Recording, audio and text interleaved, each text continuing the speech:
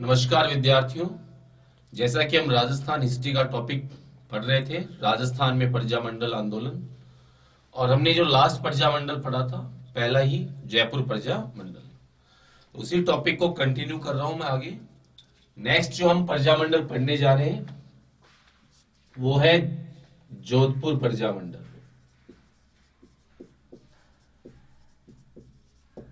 तो इसे डिस्कस कर रहे हैं अभी। तो मारवाड़ की जो रियासत थी, इस मारवाड़ की रियासत में 1917 ईस्वी में एक संस्था गठित हुई थी जिसका नाम था मारवाड़ हितकारिणी सभा। और मारवाड़ हितकारिणी सभा जो थी, इसका गठन किया था चांदमल सुराना ने।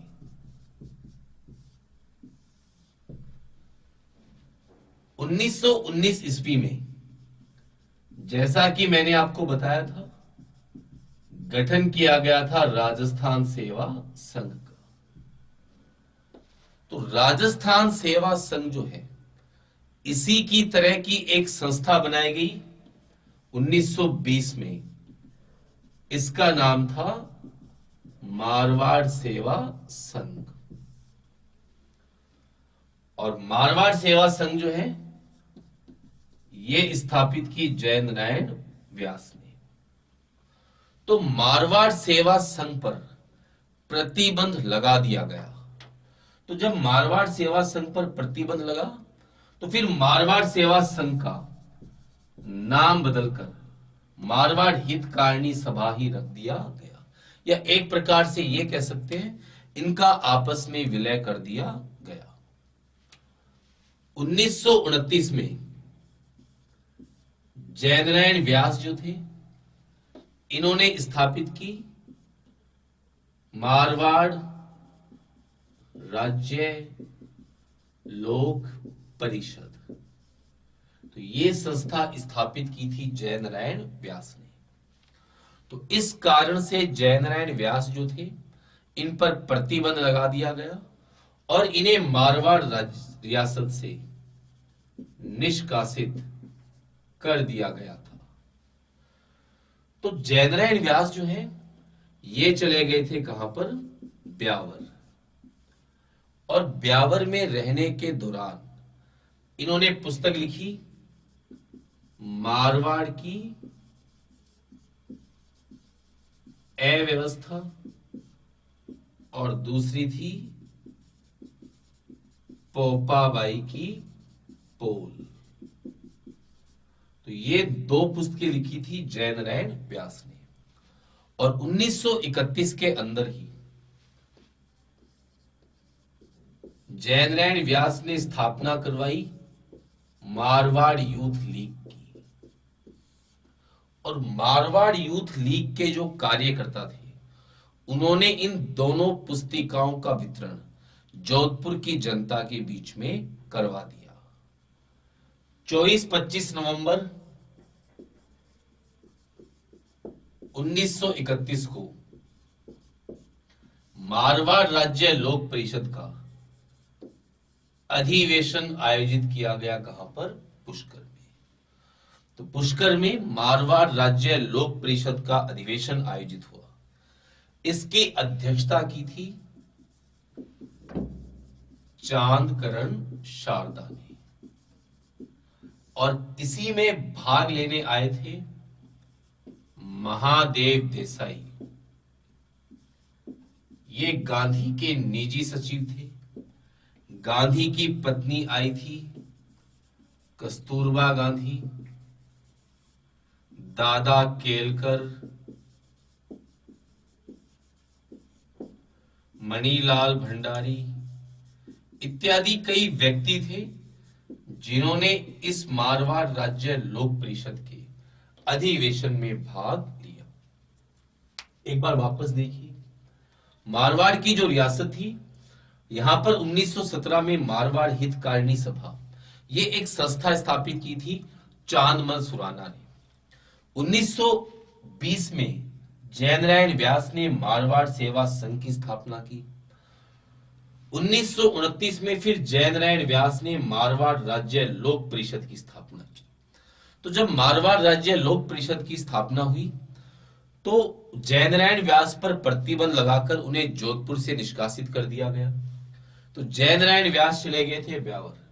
यहां पर इन्होंने दो बुक्स लिखी है, मारवाड़ की अव्यवस्था और पोपाबाई की पोल। ये बता देता हूं, पोपाबाई जो है ये जालोर की एक शासिका मानी गई है और भ्रष्टाचार के प्रतीक के रूप में इनको जाना जाता है। तो पोपाबाई की पोल और मारवाड़ की अव्यवस्था, ये दो पुस्तकें लिखी थी जयनारायण व्यास ने। और 1931 में जयनारायण व्यास ने स्थापना की थी मारवाड़ यूथ लीग की। तो मारवाड़ यूथ लीग के जो कार्यकर्ता थे उन्होंने इन दोनों पुस्तिकाओं को बंटवा दिया था जोधपुर की जनता के बीच में। 24-25 नवंबर 1931 को जो मारवाड़ राज्य लोक परिषद है इसका अधिवेशन हुआ पुष्कर में। अध्यक्षता की चांदकर्ण शारदा ने।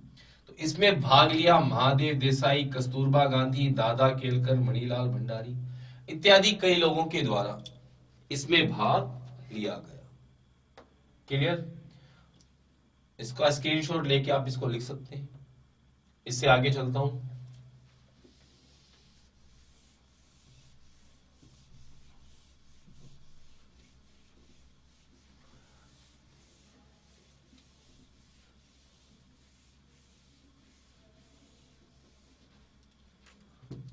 उन्नीस सौ 34 में भंवरलाल सर्राफ, तो भंवरलाल सर्राफ के द्वारा स्थापना की गई जोधपुर प्रजा मंडल की। और विद्यार्थियों, जोधपुर प्रजा मंडल जो है ये राजस्थान में गठित प्रथम क्या था? सक्रिय प्रजा मंडल। पहला प्रजा मंडल जो मानते हैं वो तो जयपुर प्रजा मंडल था, लेकिन वो सक्रिय नहीं था। पहला सक्रिय प्रजा मंडल ये माना गया है जोधपुर प्रजा मंडल। नेक्स्ट देखिए, 1936 का जो वर्ष था वो जोधपुर प्रजा मंडल के कार्यकर्ताओं ने शिक्षा दिवस और कृष्णा दिवस इस रूप में मनाया था। 1940 में महात्मा गांधी ने शुरू किया था व्यक्तिगत सत्याग्रह आंदोलन। तो इस समय एक व्यक्ति को गिरफ्तार किया गया जो सत्याग्रह आंदोलन चलाया महात्मा गांधी ने। उनका नाम है बाल मुकुंद बिस्सा। तो इन्हें गिरफ्तार किया गया था, बाल मुकुंद बिस्सा को, और 19 जून 1942 को इनका जेल में भूख हड़ताल के कारण क्या हो गया? निधन। तो बाल मुकुंद बिस्सा थे जिनका भूख हड़ताल के कारण और जेल में उनसे मारपीट की गई थी, इस कारण से 19 जून 1942 को उनका जेल में निधन हो गया था। जून 1947 में जोधपुर के शासक बने दोस्तों कौन? हनुमंत सिंह। तो हनुमंत सिंह जोधपुर का विलय ये करना चाह रहे थे किसमें? पाकिस्तान में। और इसके लिए 2 बार कराची गए और इन्होंने मुलाकात की थी मोहम्मद अली जिन्ना से। लेकिन हनुमंत सिंह की जो ये योजना थी इसको सुमनेश जोशी ने रियासती नामक अखबार में प्रकाशित कर दिया था। इन्होंने प्रकाशित कर दिया कि जोधपुर को पाकिस्तान में मिलाने का प्रयास कर रहे। तब फिर भारत सरकार ने कदम उठाया और फिर जोधपुर को किसमें मिलाया गया? भारत संघ में। और इसका श्रेय है सरदार वल्लभ भाई पटेल और वीपी मेनन को।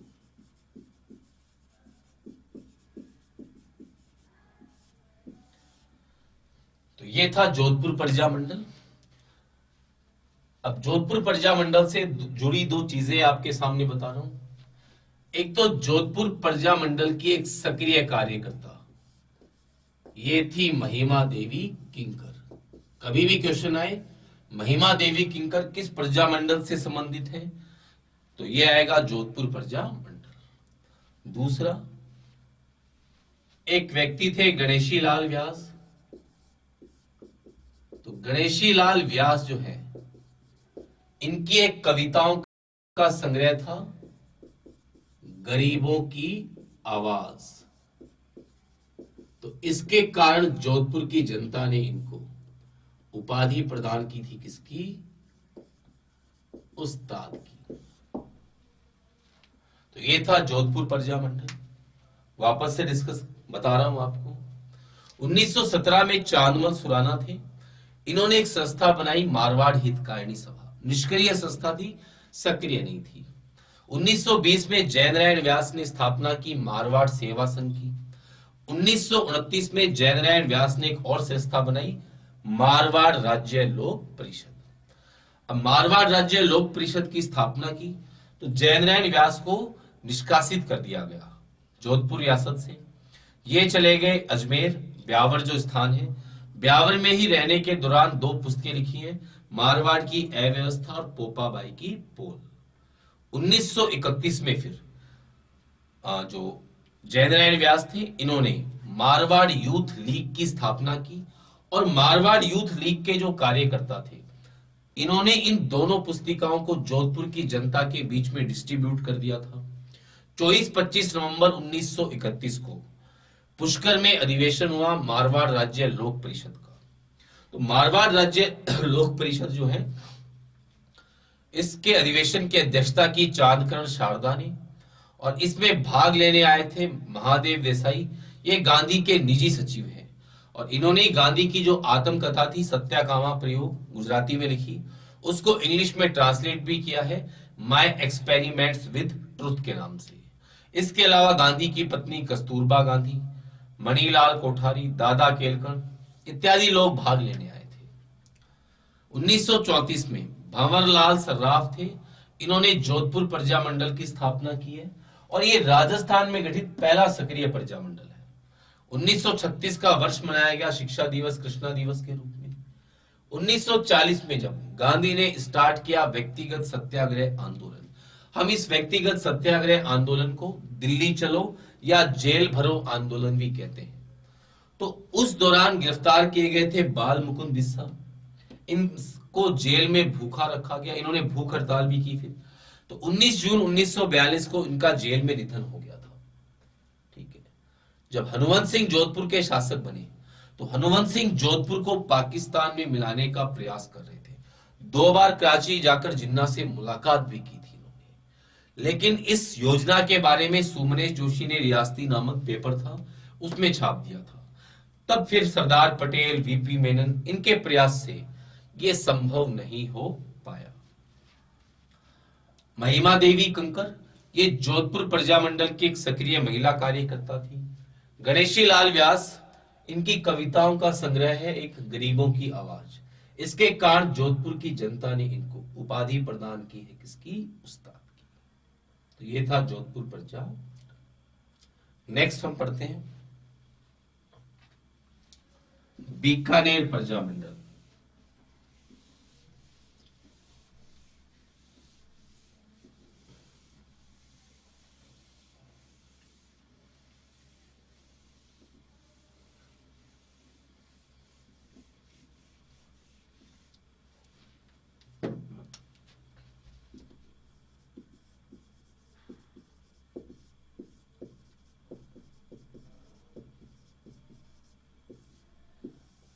इसमें देखिए दोस्तों, बीकानेर में शासक थे गंगा सिंह। इन्होंने 1907 में बीकानेर रियासत में न्यायपालिका को पृथक कर दिया था, किससे? कार्यपालिका से। तो न्यायपालिका और कार्यपालिका पृथक की गई और ऐसा करने वाली बीकानेर पूरे भारत की प्रथम रियासत थी जिसने कि अपना जुडिशरी सिस्टम जो था उसे अलग कर दिया था। कभी भी क्वेश्चन आए कि शक्ति के पृथक्करण के सिद्धांत को लागू करने वाली राजस्थान की पहली रियासत ये कौन सी थी? बीकानेर। या इंडिया की भी पहली रियासत माने तो ये बीकानेर थी, जिसने न्यायपालिका को अपनी कार्यपालिका से अलग किया, यानी अलग तरह का डिपार्टमेंट बनाया जो कि न्यायिक कार्य कर सके। ठीक है। दूसरी चीज, 1913 में इन्होंने प्रजा के प्रति उत्तरदायी क्या बनाई? प्रतिनिधि सभा। इन्होंने प्रजा के प्रति उत्तरदायी प्रतिनिधि सभा की स्थापना की। अब ये मैंने आपको पहली क्लास में बताया था प्रजामंडल में कि प्रजामंडल आंदोलन का जो उद्देश्य होता था वो होता था कि प्रजा के प्रति उत्तरदायी सरकार बने। तो ऐसा करने वाली भी बीकानेर पूरे भारत की पहली रियासत थी। हालांकि इस प्रतिनिधि सभा में इस शासक के रिश्तेदार ही होते थे, IAS ही होते थे, रिटायर्ड हो जाए होते ही थे, लेकिन फिर भी इनको प्रजा के प्रति उत्तरदायी बनाया गया। तो क्वेश्चन भी आया हुआ है RPSC में कि प्रजामंडल आंदोलन को प्रारंभ में ही संरक्षण देने वाली प्रथम रियासत कौन सी थी? कौन सी थी दोस्तों? बीकानेर। क्योंकि प्रजामंडल आंदोलन का मतलब ही होता है, प्रजामंडल आंदोलन का मतलब ये नहीं है कि कोई उन्होंने आंदोलन किया हो, जनता ने बहुत भागीदारी की हो, नहीं। वो चाहते थे कि ऐसी सरकार बने जो प्रजा के प्रति उत्तरदायी हो। उसके लिए जो राजनीतिक गतिविधियां हुई हैं उनको बोलते हैं प्रजामंडल आंदोलन। तो जब भी क्वेश्चन आए कि प्रजामंडल आंदोलन को प्रारंभिक संरक्षण देने वाली रियासत थी, कौन सी थी? बीकानेर। 1917 में फिर इसका नाम बदलकर कर दिया गया विधान सभा। इस समय कुल 35 मेंबर थे, फिर बढ़ाकर कर दिए गए 45। तो एक प्रकार से इन चीजों को देखें तो लगता है कि गंगा सिंह बहुत ही आधुनिक विचारधारा के क्या थे? शासक थे। इसमें कोई दो राय नहीं है, बहुत ही आधुनिक विचारधारा के शासक थे गंगा सिंह। ये मैंने आपको किसान आंदोलन में भी पढ़ाया था कि इन्होंने किसानों के लिए गंग नहर का निर्माण भी कराया। पूरा पैसा जो था अपने राजकोष से दिया, लेकिन जो प्रॉब्लम स्टार्ट हुई वो उसके बाद ही हुई। गंग नहर का निर्माण हो गया, उसके बाद पूरा पानी अवेलेबल नहीं हुआ, जो टैक्स वसूलते थे उसको सख्ती से वसूलते थे। तो इसके बाद इनका प्रजा से टकराव होना स्टार्ट हुआ। यह भी मैंने आपको लिखाया था। 1932 में गंगा सिंह ने लागू कर दिया था सार्वजनिक सुरक्षा कानून। अब इसमें कई प्रावधान थे, इनमें से एक प्रावधान था किसी भी शासक पर यह संदेह हो कि वो सरकार विरोधी गतिविधियों में लिप्त है, किसी भी व्यक्ति पर यह संदेह हो जाए कि वो सरकार विरोधी गतिविधियों में लिप्त है, तो उसको रियासत से निष्कासित किया जा सकता था। और इसी प्रकार का एक निष्कासित व्यक्ति था मगाराम वैद्य। इसी ने 1936 में कलकत्ता के रमा देवी चैरिटेबल ट्रस्ट, इसी में स्थापना की है बीकानेर प्रजा मंडल की। तो जो रमा देवी चैरिटेबल ट्रस्ट है, इसी के अंदर बीकानेर प्रजा मंडल की क्या हुई है? स्थापना। तो ये भी RPSC में क्वेश्चन आया हुआ है कि निम्न में से किस प्रजा मंडल की स्थापना राजस्थान से बाहर हुई? ठीक है। तो 3 प्रजा मंडल है, एक तो है बीकानेर प्रजा मंडल, इसकी स्थापना हुई है कलकत्ता में। एक है भरतपुर प्रजा मंडल जिसकी स्थापना रेवाड़ी में, और एक है सिरोही प्रजा मंडल। 2 बार गठित हुआ है। तो पहली बार जब गठित हुआ है तो सिरोही प्रजा मंडल बंबई में गठित हुआ। तो कुल 3 प्रजा मंडल हैं जो राजस्थान से बाहर गठित किए गए। तो ये था बीकानेर प्रजा मंडल। वापस से देख लेते हैं। 1907 में गंगा सिंह ने न्यायपालिका और कार्यपालिका को अलग कर दिया। ऐसा करने वाली वो पूरे भारत की प्रथम रियासत थी। यानी एक प्रकार से कहा जाए तो शक्ति के पृथक्करण का सिद्धांत सबसे पहले दोस्तों कौन सी रियासत में लागू हुआ? बीकानेर। 1913 में इन्होंने प्रजा के प्रति उत्तरदायी प्रतिनिधि सभा बनाई। हालांकि इसमें शासक के रिश्तेदार ही शामिल थे, सरकारी कर्मचारी शामिल थे, लेकिन फिर भी ये रिस्पॉन्सिबल थी प्रजा के प्रति। यानी कि प्रजामंडल आंदोलन को प्रारंभिक संरक्षण ये रियासत बीकानेर रियासत ने दिया। 1917 में इसका नाम बदल के विधानसभा कर दिया गया। गंगा सिंह ने 1932 में लगाया था सार्वजनिक सुरक्षा कानून, और ये कानून मैंने आपको विस्तृत रूप से पढ़ाया है किसान आंदोलन में। आप उस चैनल को आप उस वीडियो को आप देख सकते हैं। तो इसी सार्वजनिक सुरक्षा कानून में एक प्रावधान था कि किसी पर संदेह हो कि वो सरकार विरोधी गतिविधियों में लिप्त है तो उसको रियासत से निष्कासित कर सकते थे। तो ऐसा ही निष्कासित एक व्यक्ति था मगाराम वैद्य। इसी ने 1936 के कलकत्ता में स्थित रमा देवी चैरिटेबल ट्रस्ट में स्थापना की है बीकानेर प्रजा मंडल की। ठीक है, नेक्स्ट प्रजा मंडल डिस्कस करते हैं।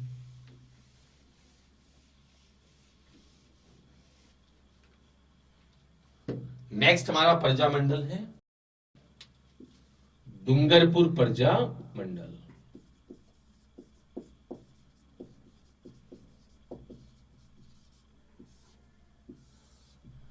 इसमें देखिए 1 अगस्त 1944 को भोगीलाल पांड्या, भोगीलाल पांड्या को दोस्तों क्या बोलते हैं? वागड़ का गांधी। तो इन्होंने डूंगरपुर प्रजा मंडल की क्या की दोस्तों? स्थापना। अब 1 अगस्त को ही क्यों की? क्योंकि 1 अगस्त 1920 को मृत्यु हुई थी बाल गंगाधर तिलक की। तो तिलक की पुण्यतिथि के अवसर पे इन्होंने स्थापना की है बीकानेर प्रजा मंडल, सॉरी डूंगरपुर प्रजा मंडल की। और डूंगरपुर प्रजा मंडल ने स्थापित की पाठशालाएं, ताकि जो भीलों के बच्चे हैं उनको शिक्षित किया जा सके। तो इसके लिए स्थापना की गई पाठशालाओं की।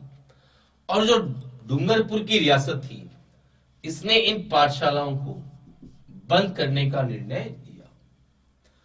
सबसे पहले 30 मई 1947 को बंद करवाई गई पुनवाड़ा गांव की पाठशाला को। और पुनवाड़ा गांव की जो पाठशाला थी इसके शिक्षक थे शिवराम भील। इनके साथ मारपीट की गई थी। इसके बाद 19 जून 1947 को बंद करवाई गई कौन सी पाठशाला? रास्तापाल गांव की पाठशाला। और जो रास्तापाल गांव है इसकी जो पाठशाला थी दोस्तों, ये जिनके मकान में चलती थी वो थे नाना भाई खांट। तो नाना भाई खांट जो थे इन्हें मारकर पाठशाला पे क्या लगा दिया गया? ताला लगा दिया गया। अगले दिन शिक्षक थे सेंगा भाई। इन्होंने इस पाठशाला के ताले को खोलने का प्रयास किया तो ट्रक से बांधकर सेंगा भाई को घसीटा गया। और सेंगा भाई की एक शिष्या थी काली बाई। इसने अपनी हसिया से रस्सी काट दी थी। अपनी हसिया से, जो फसल काटने के काम आती है हसिया, उससे रस्सी काट दी थी। तो काली बाई को गोली मार दी गई। 21 जून 1947 को दोस्तों काली बाई का क्या हो गया? निधन हो गया। काली बाई और नाना भाई खांट इन दोनों की समाधि डूंगरपुर में गेप सागर के निकट कौन से गांव में है दोस्तों? सुरपुर। तो सुरपुर गांव में इनकी क्या है? समाधि। तो 1 अगस्त 1944 को जब तिलक की पुण्यतिथि थी तो उस अवसर पे भोगीलाल पांड्या है, जिन्हें वागड़ का गांधी कहते हैं, इन्होंने डूंगरपुर प्रजा मंडल की स्थापना की। और डूंगरपुर प्रजा मंडल के जो कार्यकर्ता थे, उन्होंने पाठशालाएं स्थापित की ताकि हम आदिवासियों के बच्चों को शिक्षित कर सकें, भेलों के बच्चों को। लेकिन रियासत के द्वारा इन पाठशालाओं को बंद करने का निर्णय लिया गया। सबसे पहले 30 मई 1947 को बंद कराई गई पुनवाड़ा गांव की पाठशाला, और इसके शिक्षक थे शिवराम भील। इनके साथ मारपीट की गई। 19 जून 1947 को रास्तापाल गांव की पाठशाला बंद कराई गई। और ये क्वेश्चन भी कई बार आता है कि रास्तापाल हत्याकांड कहां घटित हुआ? डूंगरपुर प्रजा मंडल में। तो पाठशाला के संरक्षक थे नाना भाई खांट, इन्हें मार दिया गया। स्कूल को ताला लगा दिया गया। अगले दिन 20 जून को शिक्षक सेंगा भाई ने ताला खोलने का प्रयास किया तो ट्रक से बांधकर उन्हें घसीटा गया। तब उनकी शिष्या थी कालीबाई, जिसने हंसिया से रस्सी काट दी थी। कालीबाई को गोली मारी गई और 21 जून 1947 को कालीबाई का निधन हो गया। कालीबाई और नाना भाई खांट, इन दोनों की समाधि डूंगरपुर में गेप सागर के निकट कौन से गांव में है? सुरपुर। ठीक है, तो आज हमने ये 3 प्रजा मंडल डिस्कस किए। जोधपुर प्रजा मंडल, इसके अलावा बीकानेर प्रजा मंडल और डूंगरपुर प्रजा मंडल। कई स्टूडेंट्स के क्वेश्चंस आए थे कि सर जो ये टॉपिक्स हो गए हैं, इनके हमको क्वेश्चन आंसर मिलेंगे या नहीं मिलेंगे? तो मैं उन सबको बता दूं, जो भी स्टूडेंट्स पूछ रहे थे, क्यूरी कर रहे थे क्वेश्चन आंसर्स की, कि आप अभिव्यक्ति कृष्णा सर के जो नंबर है उन पे आप व्हाट्सएप मैसेज कर सकते हैं। तो वो आपको टेलीग्राम लिंक में सारी चीजें भेज देंगे। अब टेलीग्राम का आपके पास में ऐप हो तो आप उसको डाउनलोड कर लीजिए, और टेलीग्राम ऐप डाउनलोड करने के बाद आपको जो भी स्टडी से संबंधित जो भी नोट्स वगैरह है, क्वेश्चन आंसर्स हैं, वो आपको वहां पे अवेलेबल हो जाएंगे। आप घर पे बैठ के अच्छे ढंग से तैयारी कर सके। जब तक कि ऑफलाइन क्लासेस वापस से स्टार्ट नहीं होती, तब तक हम सभी टीचर्स थोड़ा थोड़ा प्रयास कर रहे हैं कि आपको घर बैठे ये सुविधा उपलब्ध हो सके। तो जिनकी भी स्टूडेंट्स की क्यूरी थी क्वेश्चन आंसर्स की, नोट्स की, तो उनको मैं बता दूं टेलीग्राम ऐप जो होता है, आप टेलीग्राम ऐप को डाउनलोड कीजिए। उसके बाद हम आपको वो नोट्स घर बैठे प्रोवाइड करवा देंगे। आप घर पे बैठे बैठे अपने मोबाइल से इन चीजों को पढ़ सकते हैं। धन्यवाद।